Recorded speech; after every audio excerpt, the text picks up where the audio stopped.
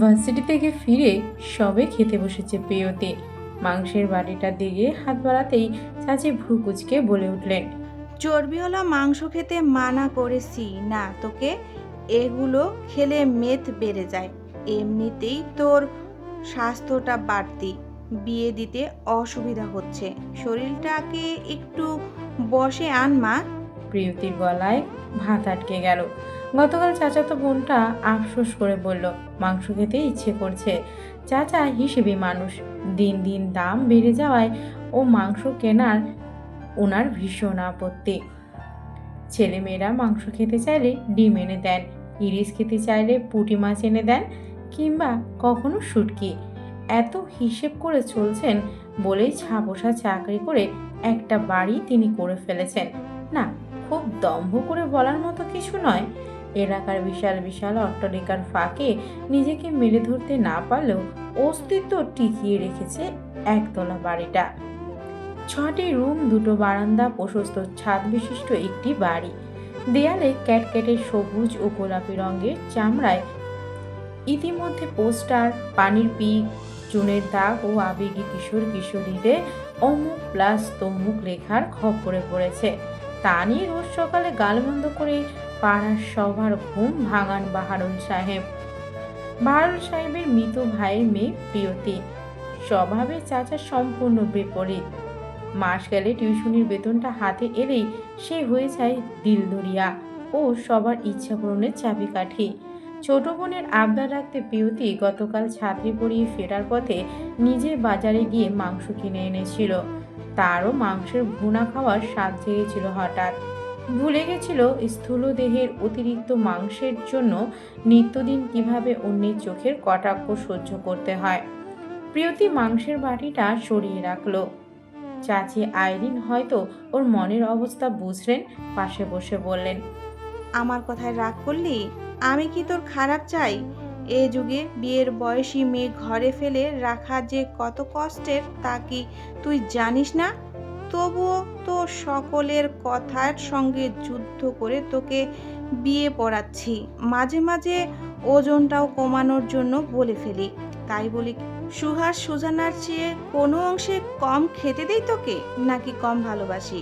প্রিয়তি মন খারাপ লুকিয়ে হাসলো, বলল, তোমরা ছাড়া আর কে আছে আমায় ভালোবাসার? আমি মন খারাপ করিনি। কালো জিরা ভর্তার ডালও খুব মজা হয়েছে, এতেই হবে আমার।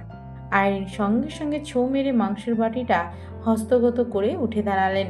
রান্নাঘরের সেলফে বাটিটা তুলে রাখতে রাখতে বললেন, খাওয়া শেষে গোসল করে নে, বিকেলে মেহমান আসবে।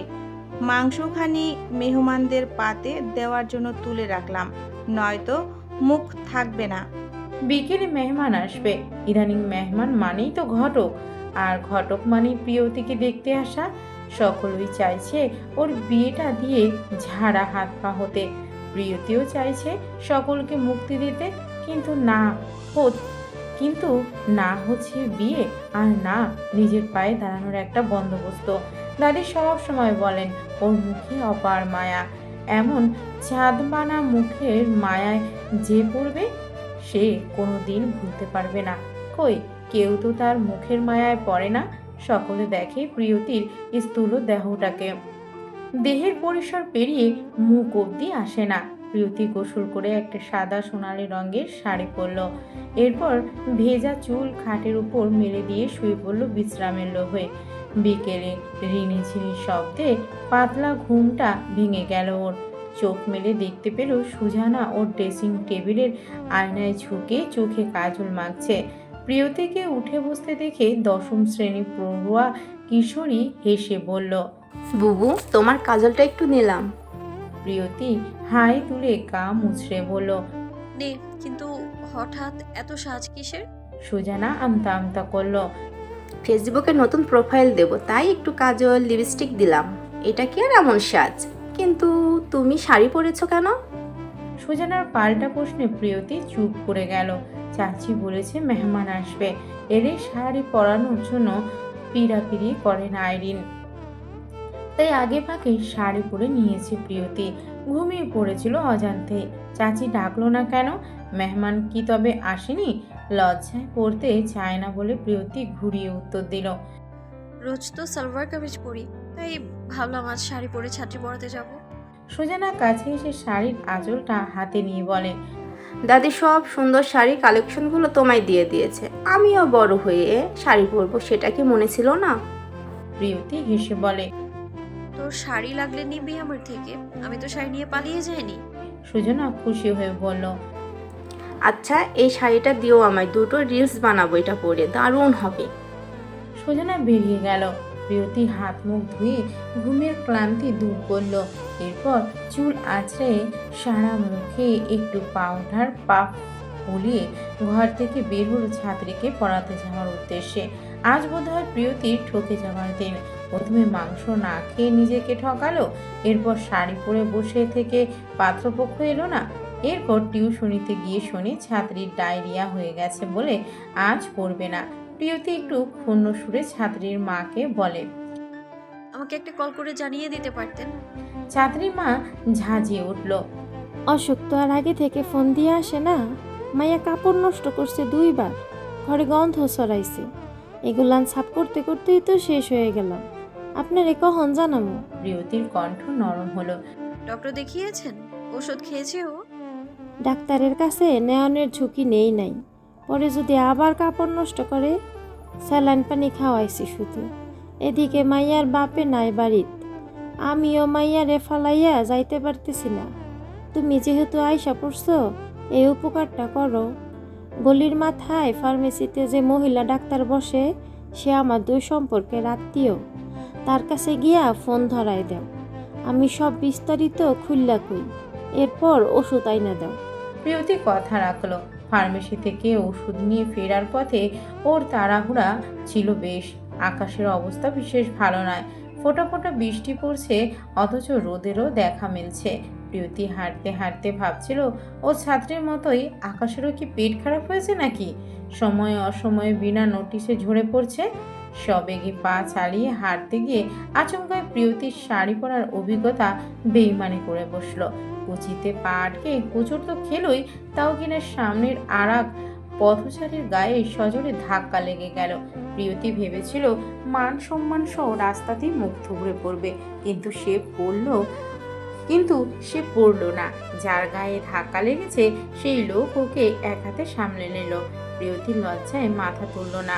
সোজা হয়ে দাঁড়িয়ে যেই না ধন্যবাদ দিতে যাবে, তখনই লোকটা বলে বসলো, চোখ কই রেখে হাঁটে না পা, দিলেন তো আমার জুতোটা নষ্ট করে। প্রিয়তির খেয়াল হলো তাকে পড়া থেকে আটকাতে গিয়ে লোকটার এক পা রাস্তার খানাখন্দে জমে থাকা নোংরা পানিতে ডুবে গেছে। তার লজ্জা আরো বাড়ল। লোকটা সুজানার মতো মুখ ফুটে বলে বসবে না তো? গায়ের উপর হাতি পড়েছিল, হাতির ওজন সামলাতে গিয়ে এই অবস্থা। চোখে পানি এসে গেল ওর। সেই পানিকে আড়াল করে বড় বড় বৃষ্টির ফোঁটা ও দুর্বল ব্যক্তিত্ব ঢেকে দিল। নিজেকে ভিজে যাওয়া থেকে বাঁচাতে প্রিয়তি আশ্রয় নিল একটি যাত্রী ছাউনির ভিতরে। লোকটাও সেখানেই ছুটে এসেছে, গজগজ করে বলছে, দিনটাই খারাপ আমার। এবার প্রিয়তি লোকটার দিকে চোখ তুলে তাকালো। দাড়ি গোঁফে ঠাসা উজ্জ্বল শ্যামলা বর্ণের পুরুষটির মুখের দিকে চেয়ে হুট করে মনে হলো কোথাও যেন দেখেছে। প্রিয়তিকে অপলোক চেয়ে থাকতে দেখে এবার অচেনা লোকটা বিরক্ত হয়ে বলল, এভাবে তাকিয়ে আছেন কেন? জীবনে পুরুষ দেখেননি? এবার প্রিয়তি লজ্জা পেল, রাগ জমল মনে। মানছে সে অসাবধানতায় পড়ে গেছিল লোকটার উপর, সামান্য জুতোতে নোংরা লেগেছে, তাই বলে এমন অপমানসূচক কণ্ঠে কথা বলবে? প্রিয়তি বলল, দেখুন, ঘটনা যা ঘটেছে সবটাই অনিচ্ছাকৃত। আমি ইচ্ছে করে আপনার উপর পড়ে যাইনি, ইচ্ছে করে জুতো নষ্ট করিনি, তবু আমার অসাবধানতা ঘটেছে বলে আমি মন থেকে সরি ফিল করছি। অচেনা লোকটা তাচ্ছিল্য করে আবার বলল, চোখে মুখে সরিষার ঝাঁঝ নিয়ে কেউ মন থেকে সরি ফিল করে আপনাকে না দেখলে জানতামই না। এর জন্য আপনিই দায়ী। বাহ, আপনাকে পড়ে যাওয়া থেকে বাঁচাবো আমি, জুতো নষ্ট করব আমি, আবার ঝাঁঝও আমিই সইব।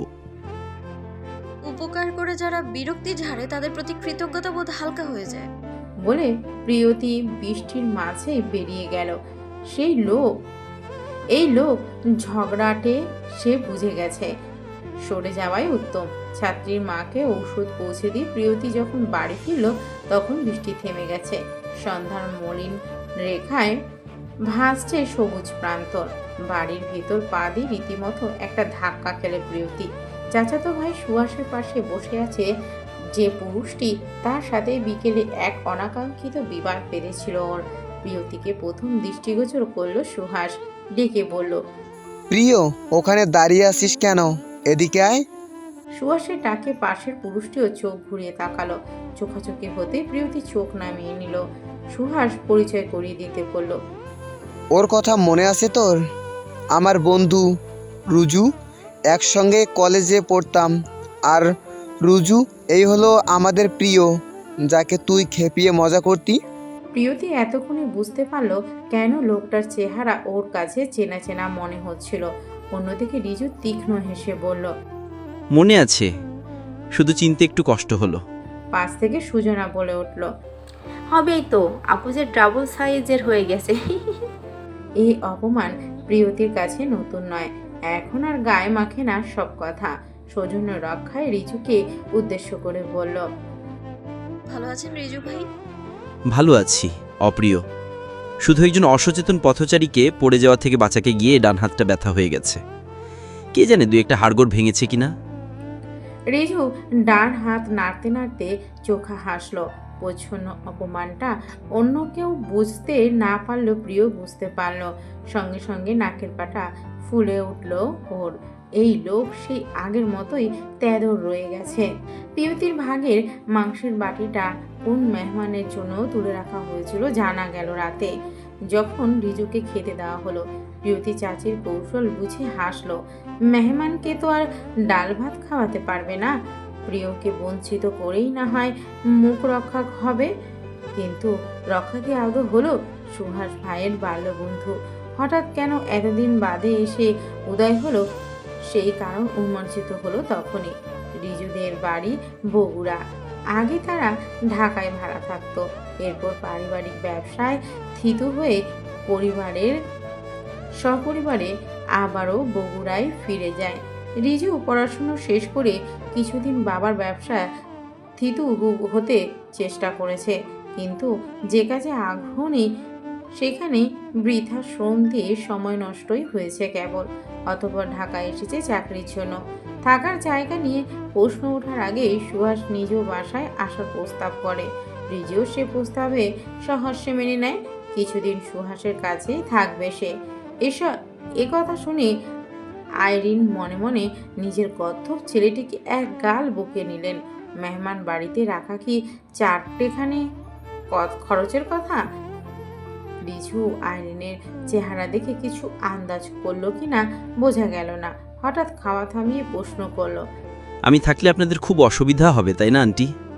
হোটেলেই উঠতে চেয়েছিলাম, সুহাস জোর করলো থাকতে। আইরিন থতমত খেয়ে বললেন, আরে না না, তুমি তো আমার ছেলেই, এখানে থাকবে না তো কই থাকবে? সুহান তোমাদের বাড়িতে গিয়ে কত থেকেছে, তুমিও সংকোচ করবে না। ঠিক আছে। আন্তরিক হাসিতে আইরিনের কথা মেনে নিল রিজু। এরপর বলল, আমি একা একা খাচ্ছি, আপনারা কেউ অ্যাটেন্ড করছেন না, আমার কিন্তু খারাপ লাগছে। সুহাস মায়ের এ ধরনের আচরণ জানে, বিরক্তও হয়। রিজুর সামনে হাসি মুখে বলল, আমরা একটু লেট করে খাই তো, আর তুই দূর থেকে জার্নি করে এসেছিস বলে আগে আগে খেতে বসিয়ে দিলাম, কাল থেকে একসঙ্গে খাবো। রিজু যে এত সহজে বন্ধুর বাড়িতে থাকার ছাড়পত্র পেয়ে যাবে ব্যাপারটা তা নয়। বাড়ির কর্তা বাহারুল সাহেবের ইন্টারভিউ পর্ব তখনও বাকি ছিল। একই বাড়িতে দুটো মেয়ে আছে, তারপর একটা যুবককে ঠাঁই দেওয়া তো আর সোজা কথা নয়। রিজুর খাবার শেষ হতে বাহারুল সাহেব ঠোঁটে পানির রস মেখে বসার ঘরে এসে বসলেন। প্রথমে তীক্ষ্ণ নজরে রিজুকে আপাতমস্তক মেপে নিলেন। ধাপ্পাবাজ ছেলেদের পোশাক পরিচ্ছেদে চটকদার একটা ব্যাপার আর থাকে, আচরণে জ্ঞান জাহির করার অভ্যাস, আর অন্যের আকর্ষণের কেন্দ্রবিন্দু হবার বাসনা থাকে। ছেলেটির মাঝে তেমন কোনো উদ্যোগ দেখা গেল না। মার্জিত সাধারণ পোশাক ও শান্তশিষ্ট সুরে সে বাহারুল সাহেবকে সালাম দিয়ে শরীর স্বাস্থ্যের খবর নিল। বাহারুল সাহেব বললেন, চাকরির অবস্থা কি হয়েছে, নাকি খুঁজছো? ব্যবস্থা হয়েছে, কাল থেকে জয়েন। মাশাআল্লাহ, তা থাকবো নাকি কিছুদিন? তা থাকবা নাকি কিছুদিন? থাকো, বেড়াও আমাদের বাড়িতে। পরে কি মেস ঠিক করবা নাকি বিয়ে শাদি করে বাসায় নিয়ে থাকবা? আপাতত একটা বাসা নিয়ে ব্যাচেলারি থাকার ইচ্ছে। বাহারুল সাহেব কপাল কুঁচকালেন। বিয়ের বয়স তো হইছে, বিয়ে করে এবারে সংসার শুরু করে দাও। তোমাদের মাঝে দেরি করে বিয়ে করার প্রবণতা এত বেড়েছে কেন বুঝলাম না। সুহাসরে কত বুঝাই বিয়ের জন্য, খালি বলে সময় আসুক। এদিকে মেয়েদের গতি করতে হবে। মধ্যবিত্তদের জীবনে সংসার ছাড়া আছেই বা কি? এই যে প্রিয়ার বয়স হইছে, বিয়ে দিতে হবে। মেয়ের নাই বাপ, মা সেই দায়িত্ব পালন করবে না দেখে আগেই ফেলে রেখে গেছে। কত যে চিন্তা নিয়ে ঘুমাতে যাই। প্রিয় চাচির সঙ্গে হাতে হাতে রান্নাঘরের কাজ করছিল। মায়ের প্রসঙ্গ আসতেই মেয়েটার মুখ শুকিয়ে গেল, নজর আর উঠল না। সুহাস বুঝল তার বাবা এবং সাংসারিক কাসুন্দি ঘেটের সবাইকে বিব্রত করবেন, তাই তাড়াতাড়ি ঘুমানোর বাহানায় রিজুকে ঘরে নিয়ে গেল। রাতের খাওয়া শেষ করে সবকিছু গুছিয়ে রুমে আসতে 9টা বেজে গেল প্রিয়র। সাধারণত এই সময় তার অবসর শুরু। অবসর কাটে পড়াশুনো করে। সকালে ঘুমিয়ে গেলে মাঝে মাঝে লুকিয়ে চা বানিয়ে খায়। ওকে দুধ দিয়ে ঘন করে চা খেতে দেখলেই চাচি বলেন, খাস না, মেদ বেড়ে যাবে। সে তো হাওয়া খেলেও নাকি প্রিয়র মেদ বেড়ে যায়, তাই বলে কি জীবনের সব স্বাদ পায়ে ঠেলবে? ঠেলতে চেষ্টা করেছিল কয়েকবার। ওজন কমানোর ভূত মাথায় চাপিয়ে দেহকে ঠিকঠাক খাবার দেয়নি, আমিষ ছইনি। ফলাফল দুর্বলতা গ্রাস করে নিয়েছিল ওকে। হাঁটতে গেলে মাথা ঘুরে পড়ে যেত। নিজেকে কষ্ট দিয়ে শিক্ষা পেয়ে সেই চেষ্টায় আপাতত ইস্তফা দিয়েছে। কে জানে আবার কবে ওজন কমানোর ভূত যাবে। ভূত আপাতত মাথায় নেই বলেই জীবটাকে ঠকাতে পারছে না পেয়েও। যথারীতি সবাই ঘুমিয়ে যাবার পর রাত 12টার আবারও স্বাদ হলো 1 কাপ ঘন দুধ চায়ের। চায়ের সরঞ্জাম প্রিয় কিনে এনে নিজের কাছে রাখে। চুপিসারে 1 কাপ ঘন চা বানিয়ে নিজের ঘরের বারান্দায় বসে একাকী পান করে। বারান্দাওয়ালা ঘরটা পাওয়া প্রিয়র জন্য খুব একটা কষ্টসাধ্য ছিল না। তারও সুহাসের ঘর হলো পূর্বমুখী। এদিকে বিল্ডিংয়ের ফাঁক গলে বাতাস খুব কম আসে। অন্যদিকে চাচা চাচি ও সুজানার ঘরে বড় দুটি খোলামেলা দক্ষিণা জানালা আছে। সব দিক বিবেচনা বাতাসে ভরপুর দিকটাই তারা বেছে নিয়েছেন।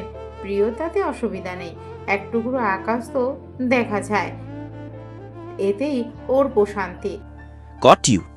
আকস্মিক গম্ভীর কণ্ঠের ধাক্কায় প্রিয়র হাত থেকে চা ঝলকে পড়ল। পাশাপাশি বারান্দাটি সুহাসের। সেখানে এসে দাঁড়িয়েছে এক লম্বাটে ছায়া।